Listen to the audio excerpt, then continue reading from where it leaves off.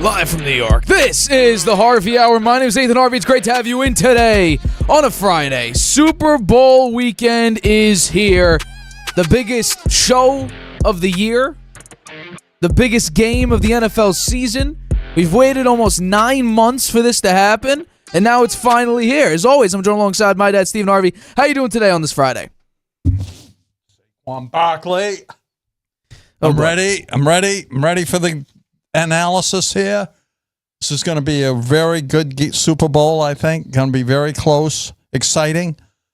And I can't wait to get into the analysis with you, and we can pick our winners. All right, well, let's jump into it immediately because we got some history going on. Because no team in NFL history has ever three-peated. Dynasties like the Steelers, Cowboys, Patriots never got to three-peating. However, the Chiefs are now in prime position to do it with this game against the Philadelphia Eagles. Andy Reid, Patrick Mahomes, Travis Kelce are leading the way. But these teams already faced off. 2 years ago in Super Bowl 57, these teams faced off, and it came down to a last-minute drive, questionable call, but the Chiefs ended up winning that Super Bowl against the Eagles. So now they have an opportunity to do it again against the Eagles, but this time with history on the line for the first ever three-peat in NFL history. Both these teams have fought tooth and nail in their own conferences to get to where they are today. So my question for you is, on the Chiefs side, how can the Chiefs claim this NFL feat and end up three-peating for the first time in NFL history? Okay, well, I think it's going to be much harder for the Chiefs to beat the Eagles this time around in the Super Bowl because the Eagles are a better team this time than they were when they lost 38-35 in Super Bowl 52. Chiefs team may not be the best, but it's the wiliest. They're rarely dominant, but they're never out of it. I think they proved that this year. They put together a series of spectacularly close victories in 2024. They won games in the following ways: fourth down stops, field goals bouncing off uprights, kicks being blocked, snaps being dropped, and a little help from the refs.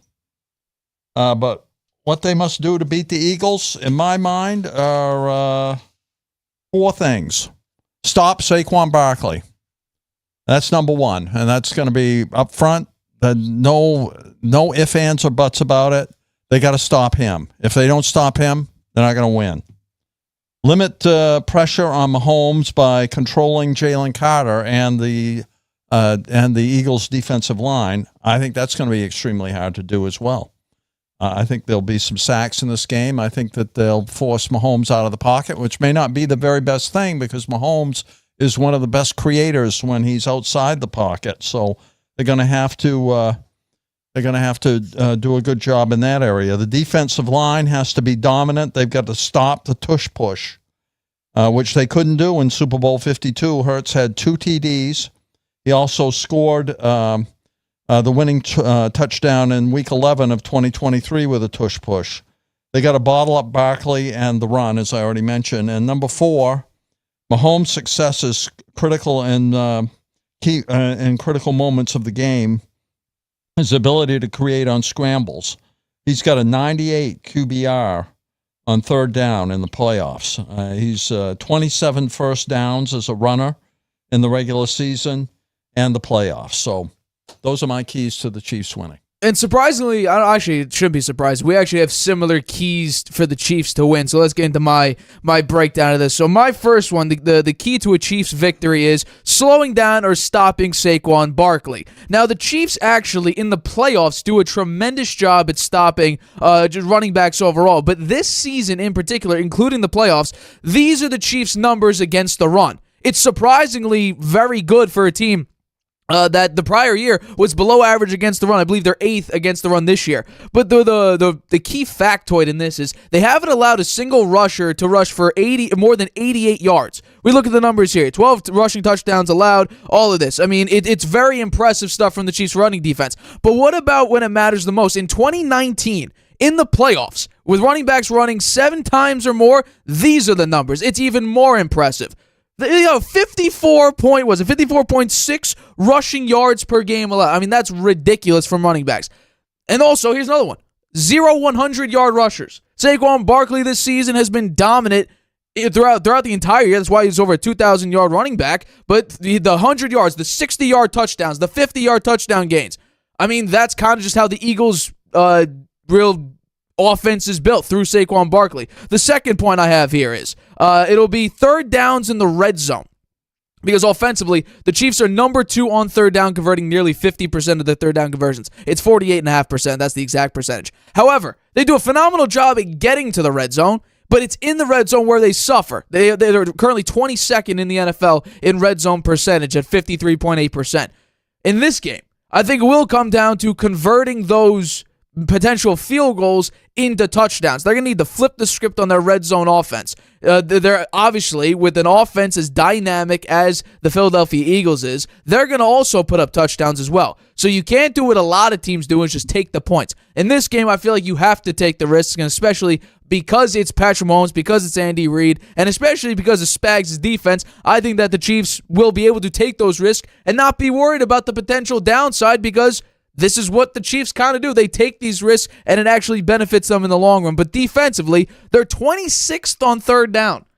That's going to be key. You got to get Saquon and this Eagles offense off the field for you to have opportunities.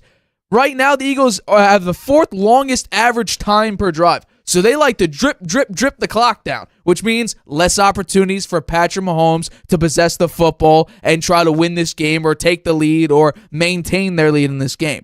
However, now here's the thing. The offense and the defensive red zone numbers are sort of flipped here because the Chiefs are 8th in red zone defense, which is the big thing here. You have to stop the tush-push, whether it's a 3rd and 2, 4th and 1, 3rd and 1, 4th and inches, 4th and goal on the 2-yard line. You know what's going to happen. You'll have Saquon to Jalen Hurts back right and Dallas Goedert on Jalen Hurts back left, and he's going to be pushing hard. But I think, honestly, the Chiefs are probably the best matchup for this because we just saw what they did to Josh Allen. The only difference is, I said last show that a Chiefs defensive back said that they game planned for Josh Allen to always QB sneak to the left side, and they never changed it. The difference is the Eagles don't have one running back that's 200 pounds pushing Josh Allen, a 6'5", 240 guy. Instead, it's a tight end in Saquon Barkley, whose nickname is Quadzilla. So I have a funny feeling it'll work a little bit better for the Philadelphia Eagles. And finally, the last one here that I have, and let's bring up the graphic for it. The last one I have here is let Mahomes do Mahomes things, which that basically means if this game is close, the clock's ticking down, Mahomes has the ball. Right now in the NFL, he is the only quarterback where I could feel extremely confident, if not 100% confident, that in those late game situations that he will put up some form of points. Whether it is a field goal, whether it's a game-tying field goal or go-ahead field goal or the game-winning touchdown or the game-tying touchdown. He is the only quarterback in the NFL where I feel supremely confident that he will put up some form of points. And we have to realize that we just saw him in the AFC Championship game. When it mattered the most, in the first half, they were up, 21-10 against the Buffalo Bills, and they only put up, 11 more points the rest of the game. But we have to realize that in that second half, they were moving the ball up and down on the Bills' defense. They exhausted that Bills' defense. And when it mattered most on a 3rd and 9, but right before that entire first set of downs, teams will run the clock, run the ball to drain the clock, and then obviously hope you get a first down and ice it. What do the Chiefs do on the 3rd and 9? They flip it to Samaje Perine on a beautifully designed play. It gets the first down and ices the game. And also, what does Mahomes do that you brought it up with the penalties? He likes to manipulate the rules. It's legal, but he likes to take advantage of it fully, which means late slides, which generate penalties, the Houston Texans game. Slowing down towards the out-of-bounds line. So if his toe is out of bounds and he gets pushed, that'll draw a penalty. It's legal. Is it annoying? Absolutely, but it's effective. So those are my 3 things. Slowing down or stopping Saquon Barkley, 3rd down in red zone, both sides of the football, and let Mahomes do Mahomesian things, because that is how the Chiefs have gotten to this point since Mahomes got here in 2018 as the full-time starter, and that's what I think will be their formula for success against the Philadelphia Eagles and claim that three-peat. I think that not only Holmes being an actor to try to draw penalties, Travis Kelce has a talent for doing that as well. Well, he did that in the end zone, so it didn't really do much. Talking about the refs, Ron Tolbert is going to be the head official in this game. The Eagles have a very good record when he's the head official, 5-1. The only one they lost was the first game of 2024 when they played in Brazil. The Sharp Football Show said that this will be the Chiefs' first game with Ron Tolbert since the 2022 AFC Championship game against the Bengals. And the average closing total on a Tolbert game officiated contest was just 44 points, with his games averaging 46.4. That's right in the range of what I think that this game's going to be. I don't think it's going to be a really high-scoring game, but there will be some points scored. We're going to get to our pick later in the show. I have some X factors also in this game. I think Jalen Watson for the Chiefs, he's a shutdown corner, but he was hurt for most of the season. He returned in the playoffs to be a force, and he'll have a great game, I think, against the Eagles' elite wide receivers, Brown and Smith. Also, Xavier Worthy, he's really become the go-to target for the Chiefs' offense that lacks wide receiver stars. He will be going against one of the best secondaries in the NFL, and he's only a rookie, so I think advantage Eagles there. Well, I would say that when you take a look at the Eagles secondary, we have to realize that it's Darius Slay, and then it's Cooper DeJean, a rookie, and Quinyon Mitchell, who's also a rookie. So is it really that much of an advantage when you're going up against 2 potential rookies anyway?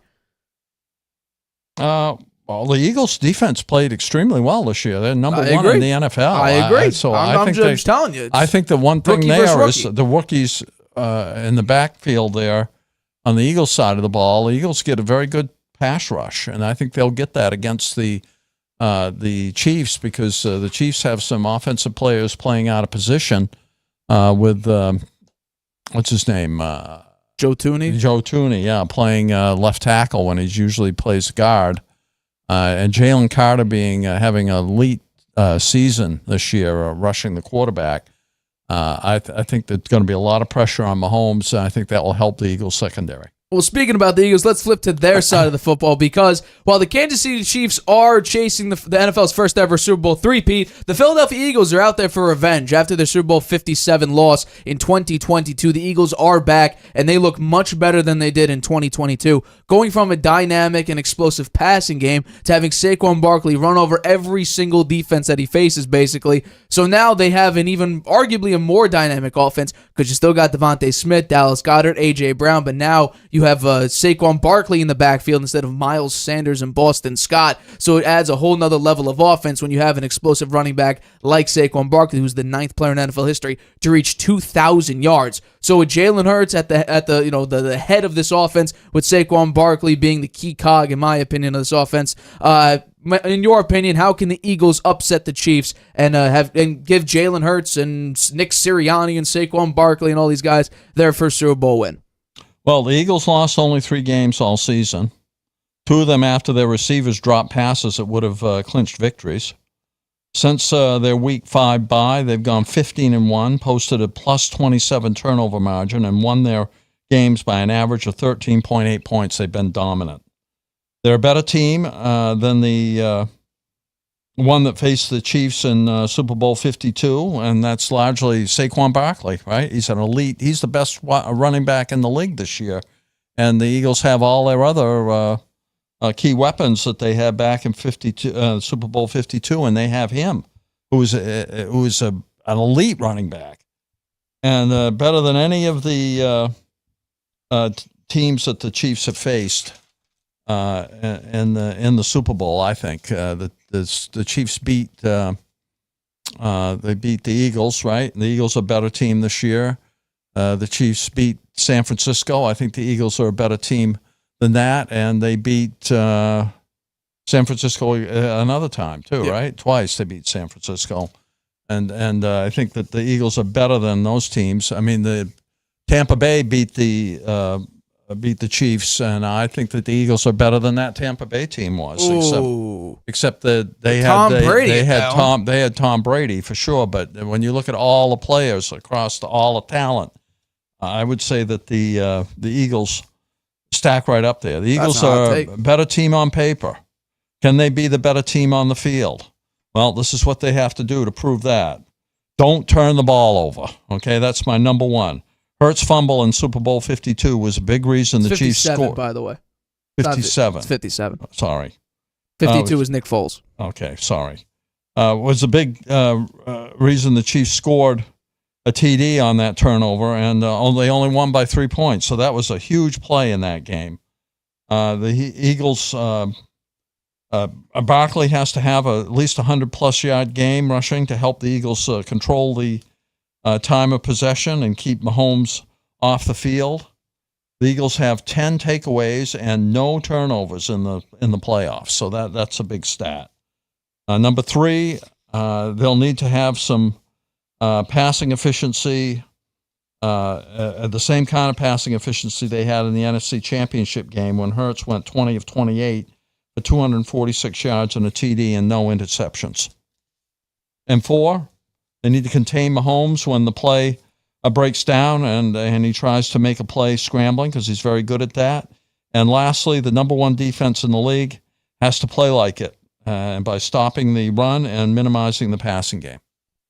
Well, my key takeaways from the Philadelphia Eagles, and they should be, well, this first one is what every team in back-to-back AFC Championship games should have done. And the first one is, don't lose your identity, because in back-to-back AFC Championship games, the Ravens being the number 1 running team year after year after year, decided in Todd Monken's first year in the AFC Championship game to focus way more on the pass. Their running backs ran it 6 times in that game. And we just saw 2 weeks ago, the Buffalo Bills, with James Cook being the key piece of this offense, he ran it 13 times for 85 yards and 2 touchdowns. If he had that level of production, don't you think he would have had more snaps than more than 3 more snaps than his backup running back? I would assume so. And late in the game, for the last 9 minutes of the game, we saw him for 2 minutes?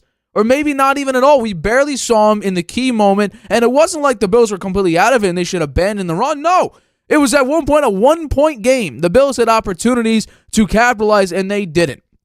The Eagles cannot get afraid. Kellen Moore cannot be afraid to run the football in a 3-point game in the fourth quarter. Saquon Barkley is this offense. We saw on the first play from scrimmage against the Washington Commanders, Saquon break off for a 60-yard touchdown and break 4 tackles in the process. And honestly, this is the way it's going to be. Because in these wins that Jalen Hurts has in the playoffs, his numbers say that he's not the reason. In fact, when he loses games, I'm not saying he's the reason they lose, but his production, his numbers skyrocket. His turnovers go up, his passer rating goes down, but in those wins, in those 5 wins, he's incredibly efficient with the football, but he is sub 200 total yards in these games. 11 touchdowns, 1 pick, a passer rating of basically 100. But the key here is, it's going to be up to this offensive line. So my number 2 one is win in the trenches, because Jalen Hurts under pressure this season, he is a bad quarterback. Out of 24 qualified quarterbacks in the NFL, including the playoffs, these are his numbers while under pressure.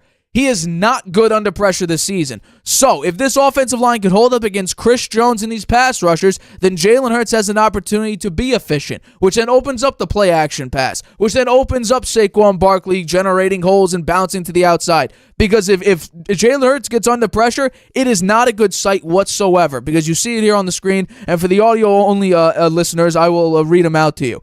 So out of 24 qualified quarterbacks, while under pressure, Jalen Hurts' completion percentage is 44.4. That's 19th. Passing yards, 665. That's 21st. Passing touchdowns, he has 6 of them. That's 13th. Turnover-worthy plays, this is a Pro Football Focus stat. He has 12 of them. That's the 5th most in the NFL. And his passer rating while under pressure is 68.3, which is 17th out of 24 qualified quarterbacks. So, I'm sorry. If Jalen Hurts is under pressure a lot, it's not going to be a good day for the Philadelphia Eagles. My last point, and this is one that is basically impossible to do, but I think with this Eagles team and the way they've performed this season, I think it's completely plausible to do. My number 3 is take Travis Kelce away. I know it's basically impossible to do it because these are his numbers in the Super Bowl. They're incredible. He wins 75% of his games. He's 3-1 in the Super Bowl. His targets to reception numbers are basically 100% catch rate. Receiving yards per game is basically 88. He's got 2 touchdowns. And a passer rating when targeted is 116.6.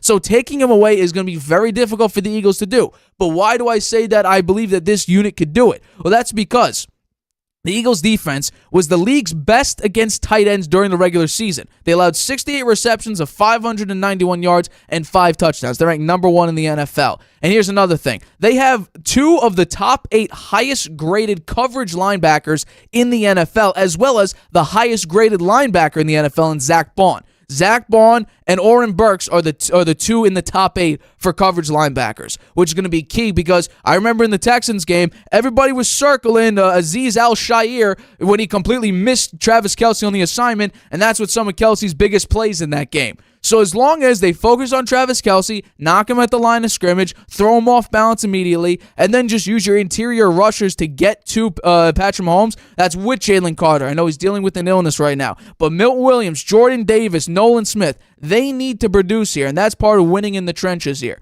And also I'll add to this. You mentioned it, actually.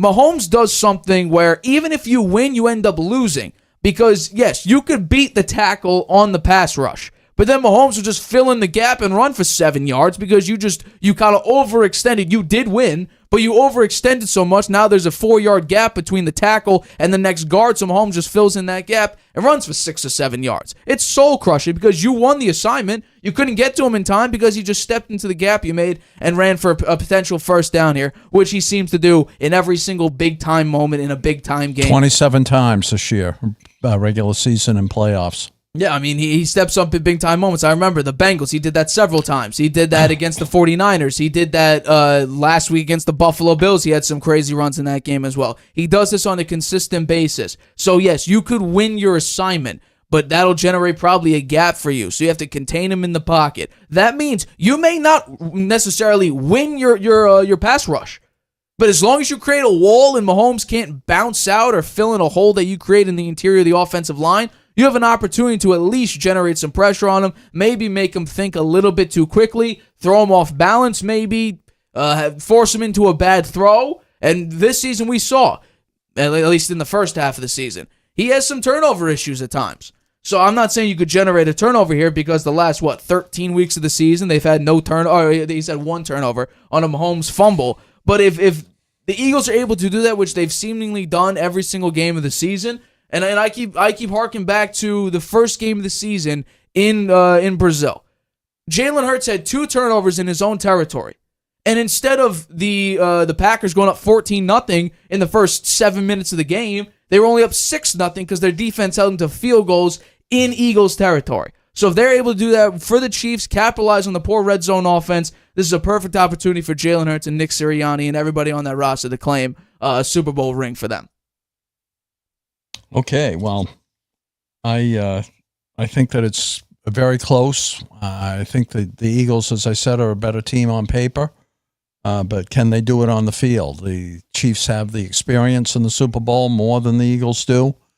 The Eagles played very well against them in the last Super Bowl. In fact, I thought the game turned on what was a very questionable ref's call, pass, a holding defensive holding call that led to the Chiefs getting a first down there and getting the points to win by 3. Well, I mean, they were already down. There was a minute left. They were going to kick the field goal anyway.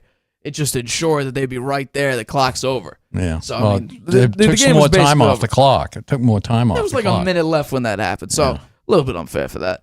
All right, let's get to our next topic before we go to break here, which is probably my favorite topic I'll ever do on this show, potentially, or who knows what happens on Tuesday's show after the Super Bowl. But the Pro Football Hall of Fame class of 2025 was announced, featuring Eric Allen, Jared Allen, Antonio Gates, Sterling Sharp. Notably absent was two-time Super Bowl champion and two-time Super Bowl MVP Eli Manning, who was denied first ballot induction, despite what some people think is an impressive career. I've talked about this for 5 years of my life, talking with my friends who are a couple Giants fans, having these debates. We had a debate on this show. My first ever topic that I ever did on the show, formerly called Fast Break, was why I thought Eli Manning shouldn't be a Hall of Famer. That was back in 2020. But it is true, Eli did not make the first ballot Hall of Fame. Only 4 inductees were in this Hall of Fame class, which is the lowest since 2005. So here's my question to you. Do you think the Hall of Fame committee made a mistake in not inducting Eli Manning as a first ballot Hall of Famer? I'm very surprised by it, and we talked about this in the last show. I picked Eli Manning to get in. I thought he really didn't deserve to get in on the first ballot, but predicted he would based on the New York market, his name, and 2 Super Bowl wins and 2 Super Bowl MVP awards. The case against him, I think, includes regular season production. It was 500. He won as many games, but he lost just as many over his total career, well below that of the great quarterbacks who played the game. He never led the league in a single regular season category other than interceptions. 3 times he did that, 20 in 2007, 25 in 2010, and 27 in 2013. His career completion percentage, just a hair over 60% on 8,119 attempts. His average yards per season passing, 3,564 is pedestrian. 23 TDs, 15 interceptions he averaged over his career. In the playoffs, he had 9 interceptions, but 3 of them were in his first playoff game. Without that game, he has a nice win percentage, 8-3, 2,815 yards, 18 TDs, and those 9 interceptions. He was arguably, I'd say, the 3rd best quarterback in 2004 draft behind Rivers and Roethlisberger. He happened to land with the Giants, who put together some good playoff runs and didn't have to play Brady until the Super Bowl. The shock that he didn't make it comes from the Manning name, I think, and the family's place in the NFL hierarchy. Well, like I said, this is probably my favorite topic to do in a long time, and I've been talking about this since Eli Manning retired. No, the Hall of Fame committee did not make a mistake here, because the Hall of Fame, especially being a first ballot Hall of Famer, should mean something that you are one of the best to ever do it. If on your first go around, there is no doubt in 50 committee members' minds that you deserve to be here. Now, to be inducted as a Hall of Famer, you need 80% if you're a modern day finalist. So 40 out of 50 need to say that you are a Hall of Famer. And I guarantee you, my number would probably be about 30 to 35 people said yes. The others said no. But, Eli Manning did not deserve to be a first ballot Hall of Famer. In fact, 25 quarterbacks of the 371 Pro Football Hall of Famers were inducted in their first go-around. So it's a very, very unique class of Hall of Famers. In fact, 89 of the 371 Hall of Famers in total were inducted in their first go-around. That is the elite of the elite. Peyton Manning, Tom Brady, Drew Brees. They will all be first ballot Hall of Famers. What? But he will. He will. I think he'll be a first rounder for sure. Well, that's what I'm getting at here. But Eli Manning, you could argue, because think about it, the entire argument is that Eli Manning went up against the New England Patriots team and beat them. But I could argue that in the first Super Bowl, it was Justin Tuck that deserved to be Super Bowl MVP, because if you take Von Miller's 2015 Super Bowl stats and you compare them to Justin Tuck's, they are identical. In fact, in a lot of the cases, I brought up the stat before, January 21st show, I had a discussion with my friend Nick. Justin Tuck, in some cases, actually had better stats than Von Miller. Eli Manning did just enough, and that's honestly where Eli Manning falls into. He was just good enough. So he's in the Hall of Good to very good at times, but he's not a Hall of Famer, especially a first-ballot Hall of Famer. He had the same amount of 4,000-yard passing seasons as 3,000-yard passing seasons, and he, about middle of his career, actually was entering the pass-first league, or at least a more passing-friendly league. It was about 2010 when that really started to take off, where it was like 33 attempts on average instead of, low 30s or high 20s here. But yeah, Eli Manning, third most pick sixes during his career. He has the most interceptions, and we have to remember this. He was drafted in 2004. He has the most interceptions since 1999. So you have to go before his career to find someone. And by the way, he's still number one, or he's tied with Brett Favre. But up until that point, 1999 to now 2025, or I guess 2024 season, nobody has surpassed that yet. Nobody has more interceptions in that time frame than Eli Manning. Just shows you, he was turning the ball over a lot, and like you mentioned, his only stat that he led the league in was picks. He had 3 years of over 20 interceptions. He has nearly, I think it's like a 4 difference, nearly the same amount of games, 60% completion percentage and above, and 59% completion percentage and below. Nearly. 500 record. He had 2 good playoff runs and made the playoffs 6 total times. So that means he was one and done in 4 seasons. People say, the 4 Pro Bowls, when the Pro Bowl actually started to mean something. So I would say it really depends on what quarterback you're talking about. But when it comes to Eli Manning, those 4 Pro Bowls, 2 of them he was a replacement for. And we now look at today's Pro Bowl and say, well, replacements don't really matter because we have Snoop Huntley, Mac Jones, and Drake May and Russell Wilson as replacements. So if we're keeping the same standard here, he truly made the Pro Bowl twice. Not only was he not even an MVP candidate, he wasn't even an All-Pro candidate, which means he was not even one of the top 2 quarterbacks in the entire NFL, and he was not considered a top quarterback in his own conference.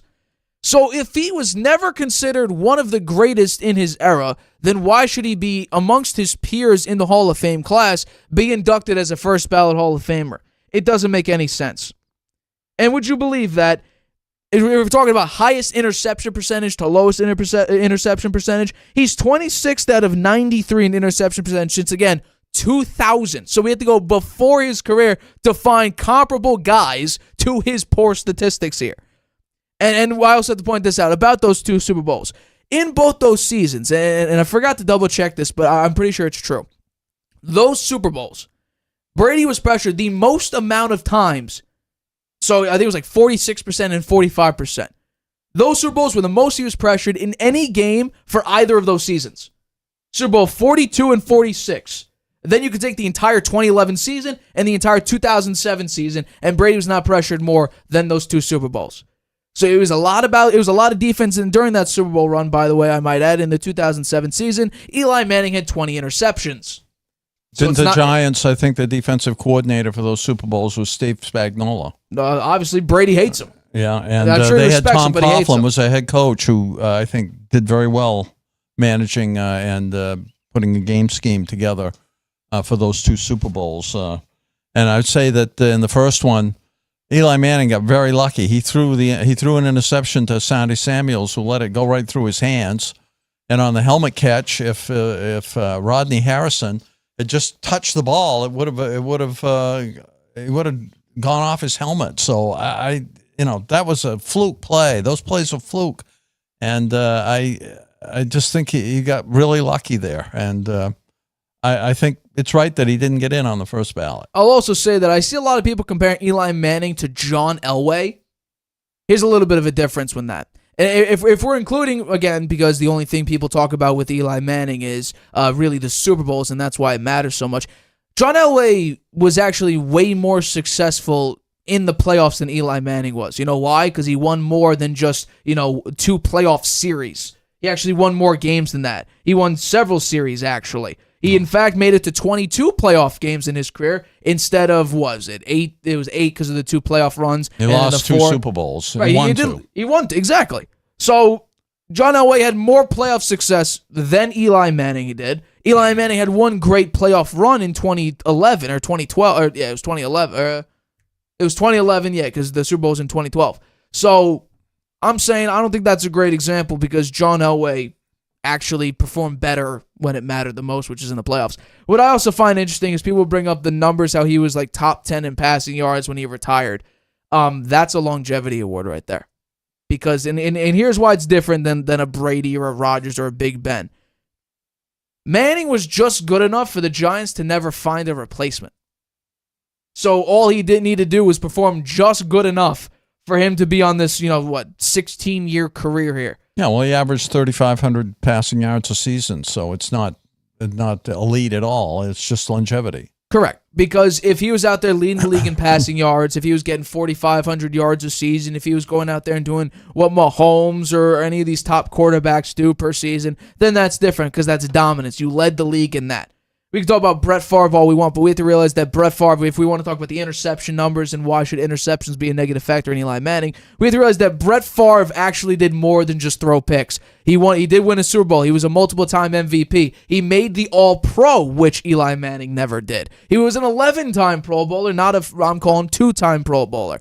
He was way more than just a guy who had 2 good seasons in his entire career.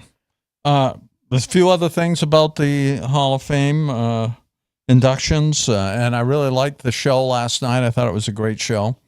Not just the Hall of Fame, but the whole thing, all the other awards that were given out. It was a night for the Allens, right? Eric Allen got in, Jared Allen got in, and Josh Allen got the MVP. So 3 Allens. You'll never see that again. Eric Allen waited 19 years for his induction. Jared Allen, 5. He was nominated 5 times before he got it. Antonio Gates waited 2 years. He's the only one I got right in the picks. And Sterling Sharp, kind of a wild card, came out of nowhere to be picked. I had picked Vinatieri, Manning, Gates, Suggs, and Evans. I can't believe that Adam Vinatieri didn't get picked. My thoughts on that. He's a kicker. So what? Kicker. He's the best kicker in the history of the NFL. I don't disagree with you, but it's kickers. Just like how Torrey Holt didn't get in. Well, why didn't Torrey Holt get in? He was one of the crucial key cogs of the greatest show on turf. Yeah, but I think in his case, it was longevity. He only played.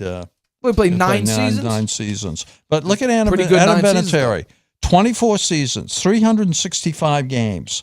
He had from 1996 to 2005 with the Patriots, 2006 to 2019 with the Colts. He was undrafted. His first season, he scored 120 points as a rookie.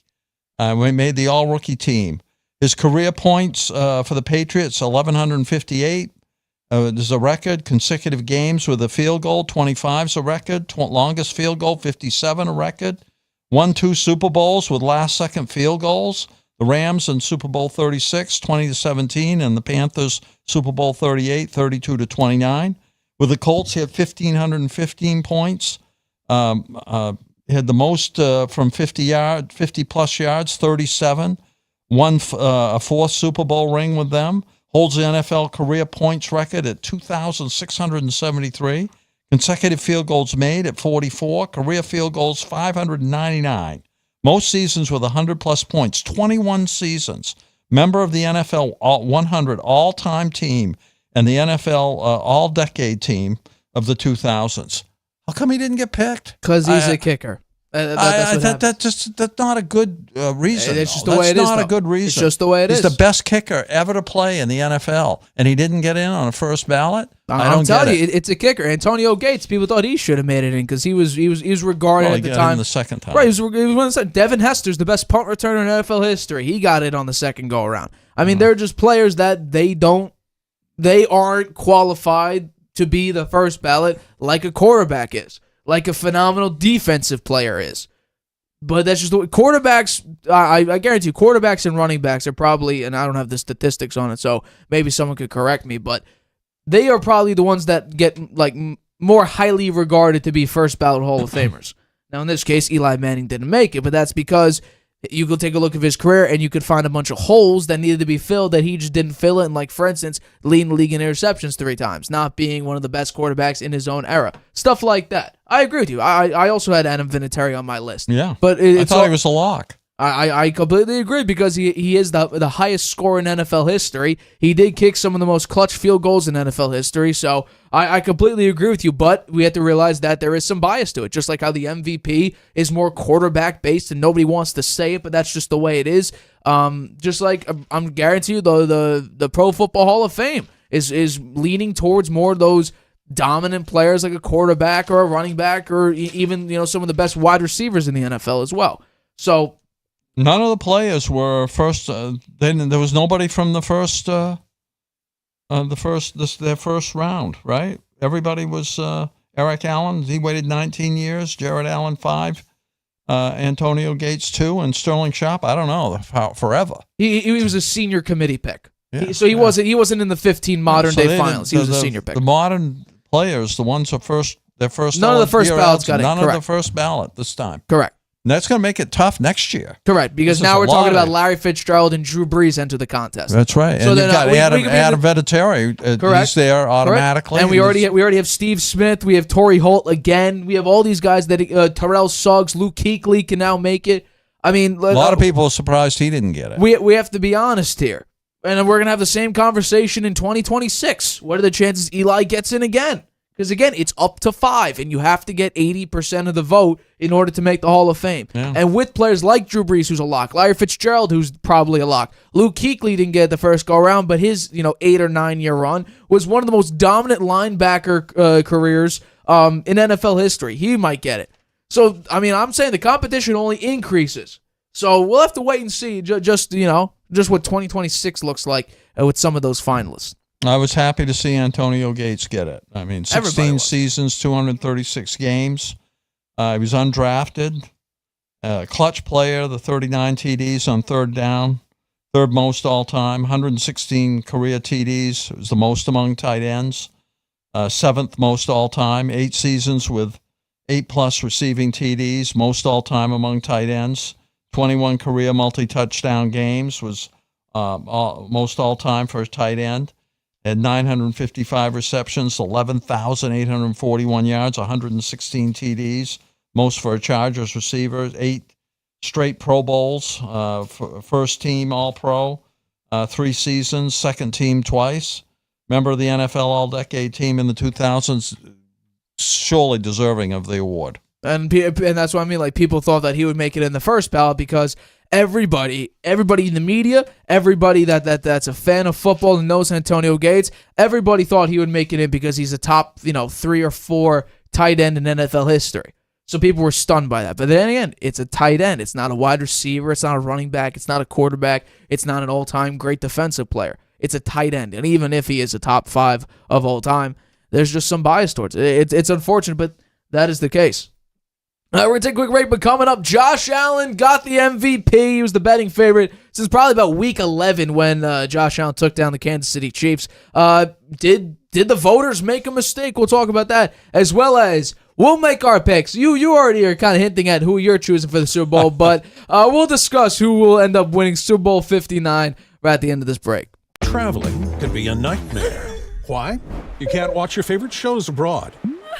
You can't trust public Wi-Fi spots anymore. And when you return, roaming bills kill your vibe. Unless you get a NordVPN and Saley deal. NordVPN will increase your privacy online. And Saley, a global eSIM data app, will save you from those unexpected roaming charges. Grab the 2-year NordVPN deal with 76% off and get up to 20 gigabytes Saley eSIM data gift.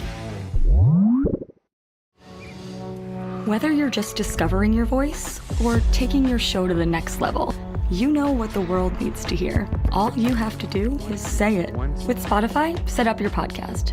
Your food podcast. Your mindfulness podcast. Your never thought you'd get this far podcast. And watch those sparks fly. I put a picture of the Drop the episode anywhere people listen. And find out who they're cooking with. Where they're finding inner balance, and why they love your show. You're already a creator. Now you can create, connect, and get paid for your passion with one single free tool. Spotify for podcasters. Talk where the world listens. Welcome back to the Harvey Hour. My name is Stephen Harvey. It's great to have you in today on a Friday. Super Bowl weekend is right around the corner here on Sunday. We'll break that down soon. As always, I'm joined alongside my dad, Stephen Harvey. Let's get into our next topic of tonight's show. So, Josh Allen won his first NFL MVP award, narrowly beating Lamar Jackson in a 4 first-place vote difference.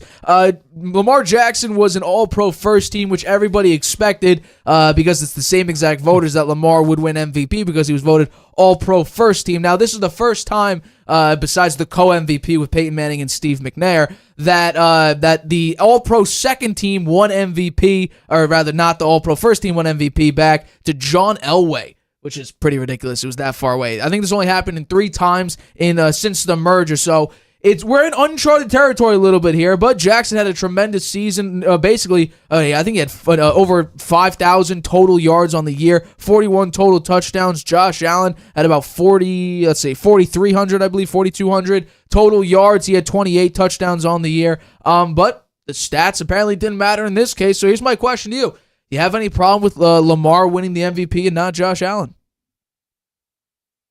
Sorry, Josh Allen winning the MVP, not Lamar. Huh? Yeah, no, I don't. I think it was okay for Josh Allen to win the MVP. He overcame the prevailing trend to win MVP over Lamar Jackson.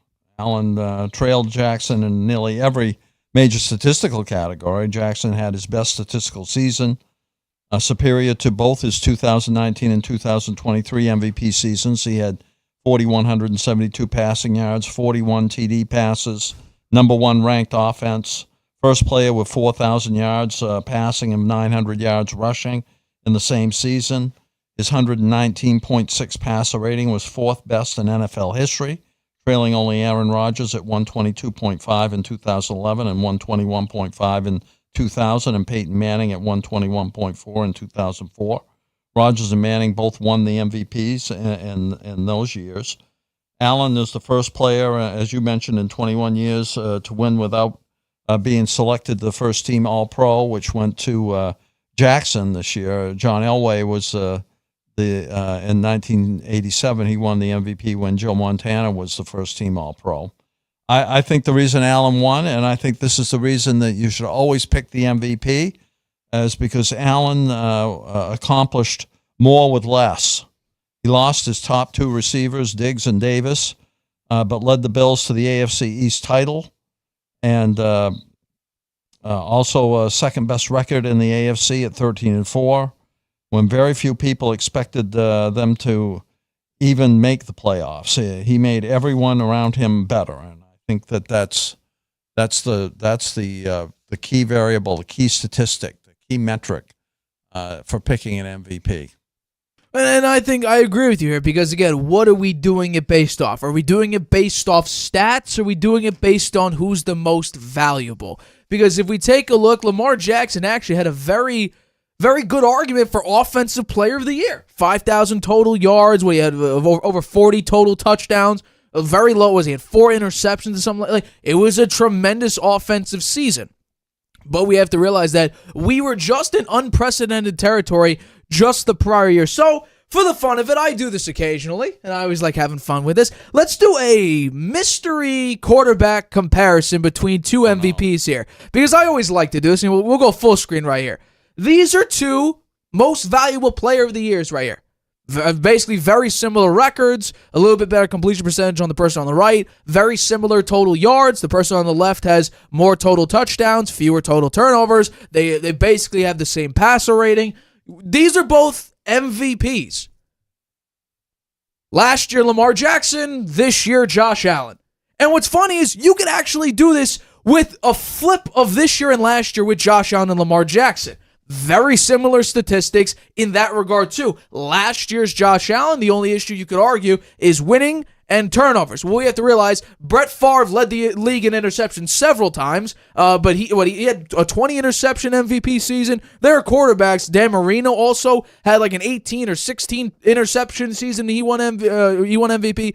So the interception factor, I don't really, unless you're obviously throwing the ball away, pick sixes all around. If you're also having a productive season outside of that, like for instance, I don't think Baker Mayfield's an MVP candidate, but he had a tremendous season nonetheless. We could take a look and say he, 16 or 18 interceptions this season, but we don't look at that because he had 4,000 yards and 40 touchdowns. And we can say that was a really good season. Maybe tone down on the turnovers a little bit. Josh Allen, though, if we're talking about it, it is value. It 100% is value because Lamar Jackson, during that 2023 MVP win, he had 7 Pro Bowlers on his team. Josh Allen in this MVP run had 2. Him and his offensive lineman. 2 on the entire 53-man roster. Meanwhile, the Ravens had 7. And also, it's this. I said had Derrick Henry. Correct, and I was just about to get that. For me, it's the same argument that I had with Brock Purdy last year. It's the same argument if Jalen Hurts was in for consideration this year. I would have had the exact same argument. Are we sure the running back wasn't the most valuable player on the team? Because last year, Christian McCaffrey was scoring a touchdown in basically every single game and was that offense. When his production went down, the offense's production went down. Because we take a look at the numbers of Brock Purdy in crunch time while trailing, and the numbers don't look so good. This season, Saquon Barkley was a 2,000-yard rusher, and I showed you the numbers for Jalen Hurts' playoff wins. His production dips because he's a more efficient quarterback, not one that puts up the gaudy numbers. In this case, Josh Allen was the Buffalo Bills. And if we want to add on top of that, because I think quarterback wins is a quarterback stat, what did Josh Allen do that Lamar Jackson didn't? Josh Allen took down the top 2 seeds in each conference. The Detroit Lions. Josh Allen was beating them so bad, Dan Campbell had to kick an onside kick to try to steal a possession because Josh Allen was just torching their defense up. And he also took down the Kansas City Chiefs, basically putting the game on his back with a 4th and 2 rush from 17 yards out or something like that. It was a crucial moment of the game. It sealed the game for the Buffalo Bills. So again, this is about value. We can talk about the statistics all we want. But if it really was about statistics, we'd acknowledge that last year Lamar Jackson actually had the lowest amount of passing touchdowns in NFL history for an MVP. Since the Super Bowl era, Lamar Jackson had the fewest amount of passing touchdowns in the Super Bowl era for an MVP. Josh Allen, on the other hand, was a very good quarterback last year. We can complain about his turnovers all we want, but again, Brett Favre had turnover issues. Peyton Manning had turnover issues. There are some of the all-time greats that have had double-digit interceptions, nearing 20 interceptions, and have won MVPs. So for me, that's not good enough. And not only that, this season it was a lot about gain by subtraction for Josh Allen, meaning gaining wins and losing your top 2 wide receivers. And then for Lamar Jackson, it was you got better with a running back that nearly set NFL history with a second 2,000-yard rushing season for a career. He had 1,900 yards. And on top of that, we could say that the numbers could have been significantly better for Josh Allen because he played one single snap in Week 18. What if he plays against the Patriots in Week 18? Who knows what would happen? His numbers would obviously be much better. So for me, if we're talking about value, this season, the value came from Josh Allen putting that team on his back, being an efficient quarterback, because it's the same argument that people gave, that including us, that we gave for Lamar Jackson last year.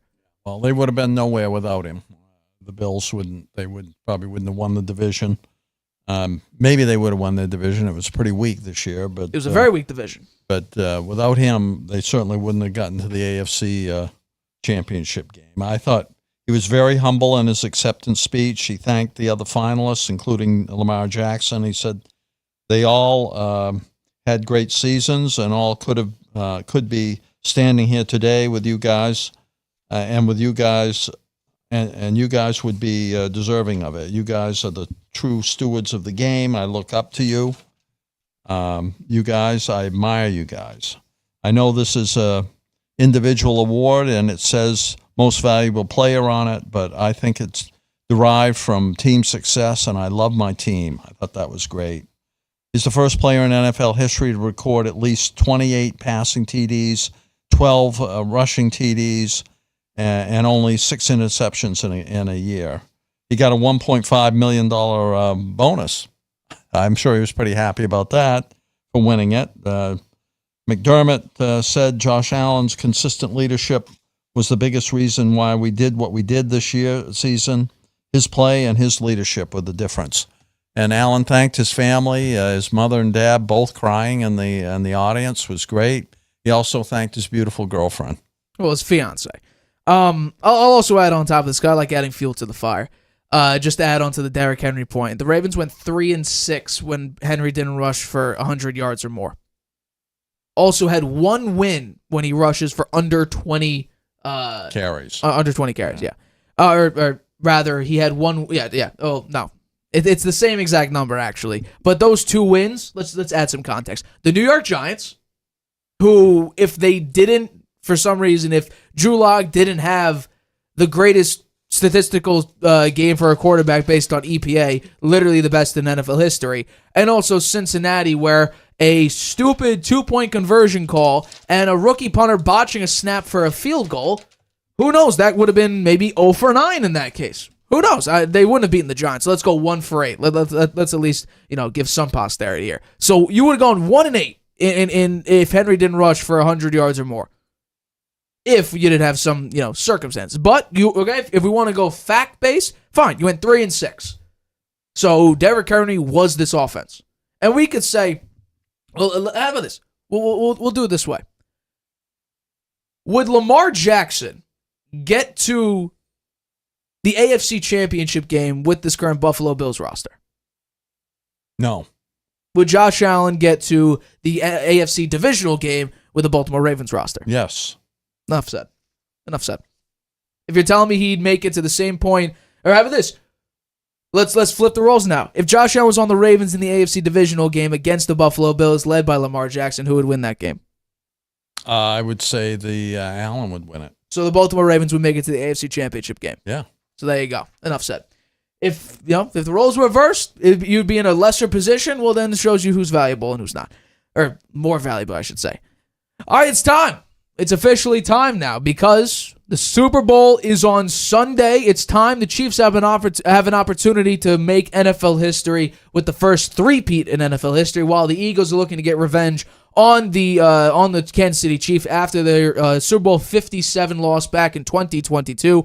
Jalen Hurts and Saquon Barkley are leading this Eagles offense to what it is today, while really Patrick Mahomes and Travis Kelce are doing what they always do in the big-time moments in the playoffs and just making plays with Andy Reid at the helm of that entire system here. But Super Bowl 59, New Orleans, Superdome, a lot of history has been made here. Like, for instance, the Chiefs, I think, first Super Bowl win was in the Superdome. Tom Brady's first Super Bowl win was in this very building. So there's a lot of history surrounding this place, but now it's time, potentially, for there to be more history to be made. So here's my question to you, the biggest question. When it's all said and done, when the clock hits quadruple zeros in the fourth quarter, who will come out on top, the Philadelphia Eagles or the Kansas City Chiefs? Well, my view, and we talked about the keys to winning, and for both the Chiefs and the Eagles, I said this once already, the Eagles are the better team on paper.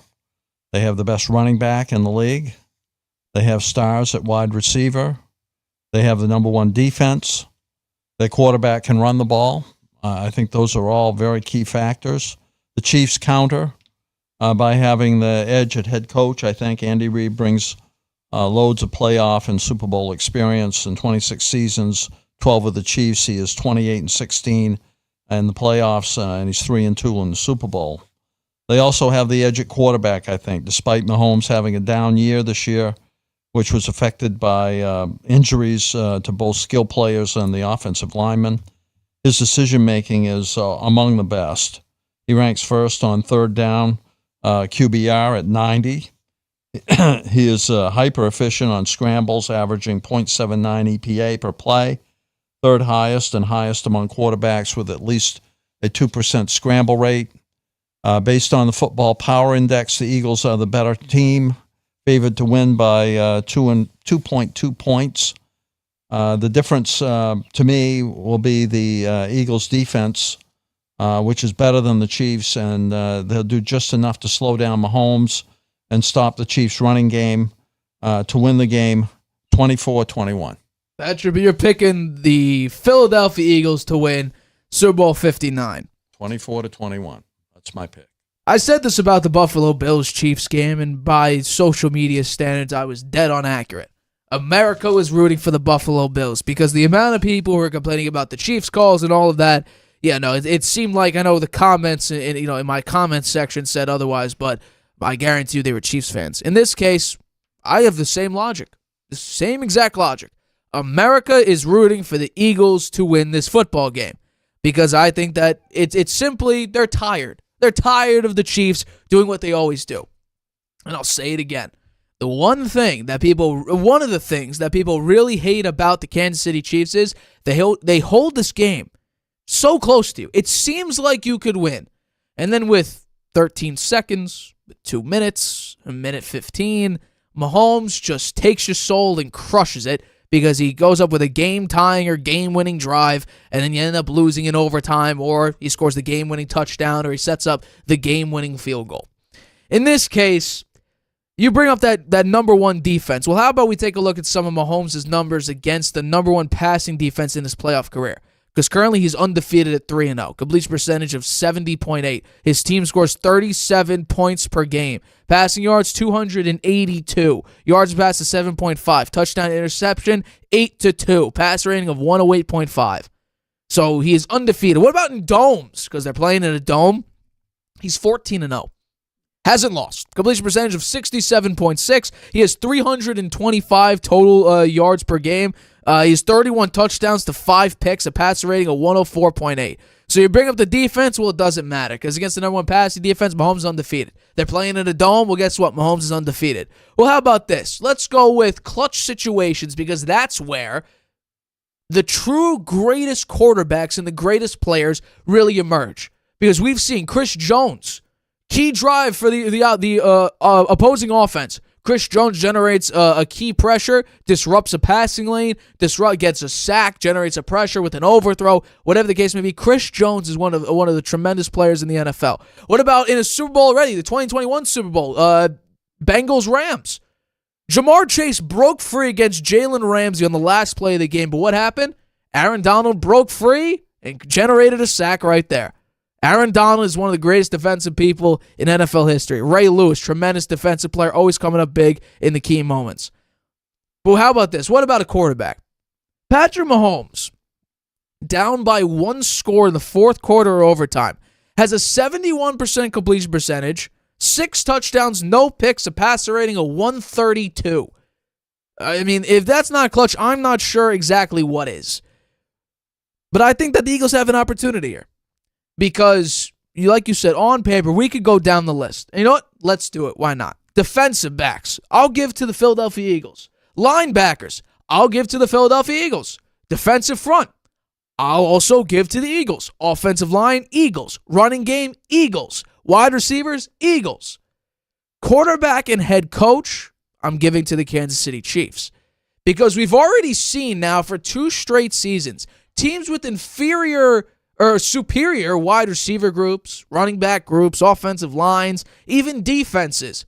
It doesn't matter because of those late game situations. Mahomes holds on to this game just long enough for him to have the last possession of the game.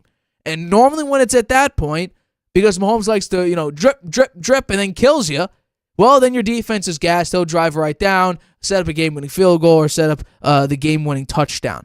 And I think that really the Chiefs' defense, while it hasn't been tremendous against the run in recent history, this year it is good. It's a top 10 rushing defense in the NFL. And I'll bring up the numbers again because this season in the playoffs, since 2019 with running backs with 7+ attempts, these are the numbers. I mean, they're incredible.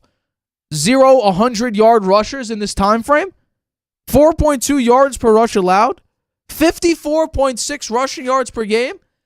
I mean, they're going up against some of the top premier backs in the league because normally in these key moments in the playoffs, you're facing the best of the best at this point. So with all that being said, again, I'm saying the exact same thing I said for the Buffalo Bills series. I'm on America's side here because, to be honest, everybody already believes Mahomes is the greatest quarterback of all time, or at least is that close to it. So would a loss change things? No. Would a win change it? Maybe to some people, but I would say people already think he's the greatest of all time, so that wouldn't change it. I think something that does change is I think Bill Belichick gets dethroned for the greatest head coach of all time. Because now we're seeing Andy Reid do something impossible, basically. That's never been done in the 100-plus year history of the NFL, or at least since the merger, which is 1970. We haven't seen a team three-peat for Super Bowls. Now the Patriots got close They lost to the Eagles in a potential three-peat, going from 16, 17, and 18. They lost to the Eagles thanks to Bill Belichick. So if Andy Reid wins this, I think that he takes the throne for the greatest head coach of all time. But Mahomes' stance, depending on where you are on who's the greatest quarterback of all time, it might move a little bit, but I don't think it moves at all. So with all that being said, I'm taking the Chiefs to win because I am on America's side, but like I said against the Bills game, and it always comes true. Mahomes just does something. Andy Reid dials up something crazy. Spags comes up with a crazy blitz. I got the Chiefs winning 30-27. I have them three-peating. I don't like it, just like I said against the Bills, but I know Chiefs fans might not like my explanation or like my lack of true hope in them, but I will say this. I have you winning. So be satisfied with that. Mm-hmm. I could be with the rest of America and say, I don't want the Chiefs to three-peat. I'm tired of the Chiefs. I pick to be right sometimes, not for my emotional side. If Mac Jones is out there, maybe I vote for him because I think he got screwed over. In this case, the Chiefs are just the better team because they have the better quarterback and they have the better head coach. And when it's all said and done, that's why Bill Belichick won Super Bowls. That's why Tom Brady won Super Bowls. That's why some of these premier teams that had long terms of success, why they won big. Sean McDermott's not in this case because of boneheaded decisions late in games.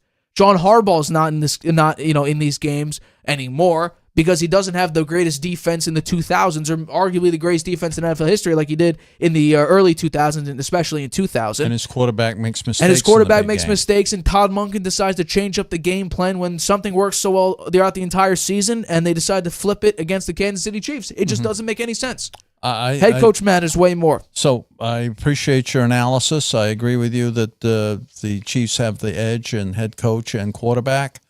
You didn't point out that the Bills ran roughshod over the Chiefs in the AFC Championship game and the running game until very late in the game where they found a way to slow it down a little bit. But they did a very good job. Saquon Barkley's head and shoulders over James Cook in terms of being a quality running back. So they had Johnson out there half the snaps. Correct. Too. So Saquon Barkley in the backfield. Worst coaching decisions I've ever seen. Saquon Barkley in the backfield getting the ball 25 times is going to be very different than the Bills, and it'll be more productive. So I like that a lot. I don't think that Andy Reid is the greatest coach in NFL history. If he wins this game, that will be 4 Super Bowls for him. He's lost 2. Bill Belichick won 6 as a head coach and 2 with the Giants as a defensive coordinator. I think that still puts him way ahead of Andy Reid. And Tom Brady is still the best quarterback in NFL history, even if Mahomes wins a three-peat, because Brady beat Mahomes in the AFC Championship game in 2018 or 19. I think it was 2018. And he beat him in the Super Bowl, the team that you could argue the Chiefs had the better team when Tampa Bay beat them. So the Mahomes never beat Brady in the big games. So Tom Brady, in my mind, and Brady has 7 Super Bowls. Mahomes would have 4 here. He's still got a long way to go to get to 7 or 8. So I still put Brady and Belichick ahead of Andy Reid and Patrick Mahomes. Unfortunately, when it comes to Belichick's case, and again, we talked about this in the past, yes, he does have 8 Super Bowl rings, but 6 as a head coach. Then I think you got to put Steve Spagnuolo up there as one of the greatest coordinators of all time. He's got 5 rings. Yeah, I don't begrudge that. Unfortunately, he sucked as the Giants' interim head coach, or actually as their head coach for one season. Or excuse me, he was the Rams head coach for 3 seasons, and that was abysmal. Can you guess his winning percentage when he's with the Rams? No. He was 208. 208. 20% of his games he won. It was pretty bad. But yeah, no. Well, some coaches are great coordinators. Josh McDaniels is an example of that. A good example of that. Yeah. Again, I'm on the side of America here when it comes down to it because the Eagles are the better team. There is no, you go down the list. You look at defensive backs, linebackers, defensive linemen, offensive line, wide receivers, running backs. The only thing that the Chiefs are better in is quarterback and head coach. Mm-hmm. The quarterback handles the ball on every play, and the coach makes the big decisions. And that's why, down by 1 score in the fourth quarter overtime, Mahomes has 6 touchdowns, no picks, a passer rating of 132.4, and has a 71% completion percentage. Yeah. It's going to be a great game. Absolutely. I'm counting on Saquon Barkley to keep Mahomes off the field. I will say Saquon's going to break the record for most rushing yards in a total season. He's 29 yards away. If he doesn't get 29 yards, whoever plays give the Super Bowl MVP to the defense then. If Saquon runs for under 29 yards, give Steve Spagnuolo the Super Bowl MVP. It makes it even more impressive that he's going to break that record, given that he didn't play in one game. They sat him down, and he didn't play in the fourth quarter in 4 games, I believe. So it's really very impressive. If he can play like he's played all season in the Super Bowl, Chiefs win. I'm sorry, Eagles win. Again, America, I said this. Chiefs fans don't like it when I say, because I already heard it when during the Bills clip. America's rooting for the Eagles because we're tired of the Chiefs. Now, here's the sad part, and I'll say this just because it gets people riled up and it gets you riled up.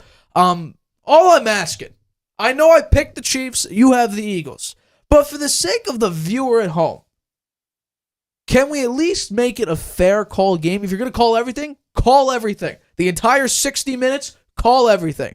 If you're not calling a single thing, don't call it in the last 2 minutes. Because that ruins it. We can go 59. I don't want the refs to dictate who wins the Super Bowl. We can go 59 and a half minutes. And in the last 30 seconds, even if it's a toss-up 50-50, and that flag gets thrown, that ruins the 59 and a half minutes that we just watched. Because the game was determined on one penalty in the last 30 seconds. I hope of the game. That doesn't happen in this game. To be honest, these are the two best teams in the NFL. They're here for a reason. This is going to be a damn good football game. And the sad part about this is people put a lot of money on the Super Bowl, which then only heightens the frustration, the anger at officiating, because people are putting hundreds of thousands, millions of dollars into the Super Bowl and a bunch of parlays, and it's determined based on potential human error. It's a judgment call. Their money is being spent on judgment calls here. Well, instead of the performance of the players. This ref crew looks pretty decent, so I'm counting on them to stay away from determining the outcome of the game. Well, against the Chiefs-Bills game, the ref that was part of that game, the Bills had massive success with. They lost. Yeah. Who knows? That wraps up probably the biggest show we're going to have all year. Super Bowl, although we could have a tremendous show on Tuesday, Super Bowl reaction. But for this episode of the Harvey Hour, a great show. My name's Nathan Harvey. That's been Stephen Harvey. We have been the host of the Harvey Hour. Catch us on the next episode of the Harvey Hour to react to the Super Bowl. Maybe more breaking news. We got maybe more pieces moving. NBA pieces that moved. NFL, Cooper Kupp might be on the move very shortly. That's at least what he was told by the Rams. So who knows where he's going. There's a lot of pieces that are moving right now. Off-season news, who knows. But a lot of Super Bowl news, I'm sure. But yeah, stay tuned for that. Next episode of the Harvey Hour. We'll see you right here Tuesday, I guess, 6:30 p.m. Eastern, right here on YouTube.